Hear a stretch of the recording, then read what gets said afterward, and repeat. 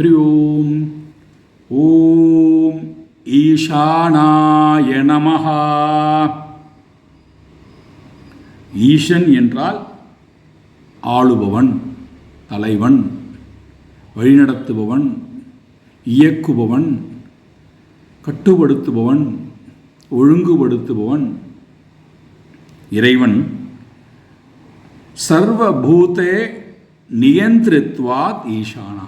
உலகத்தில் இருக்கக்கூடிய எல்லா ஜீவராசிகளையும் வழிநடத்துகின்ற காரணத்தினாலே, ஒழுங்குபடுத்துகின்ற காரணத்தினாலே அவருக்கு பெயர் ஈசானஹா என்று பெயர்.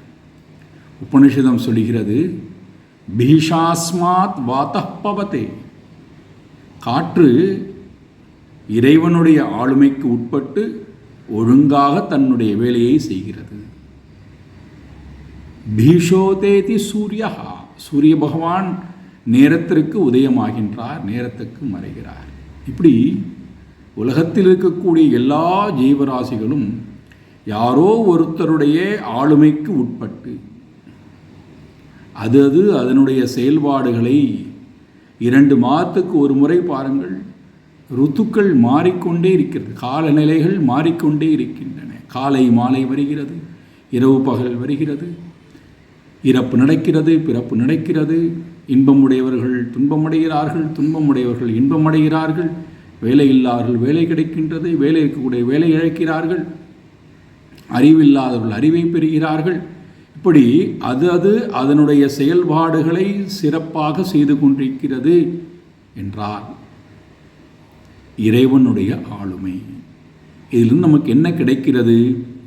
இறைவனால் படைக்கப்பட்ட உலகத்திலே அனைத்து ஜீவனும் இறைவனுக்காக வேலை செய்கிறது.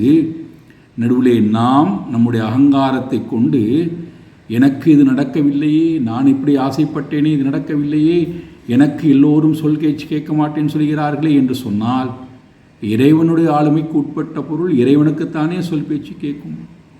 இதை புரிந்து கொண்டு விட்டால் நாமும் இறைவனுடைய பக்தனாக, தாசனாக மாறிவிடுவோம், இறைவனையே அடைவோம். அறிவோம்.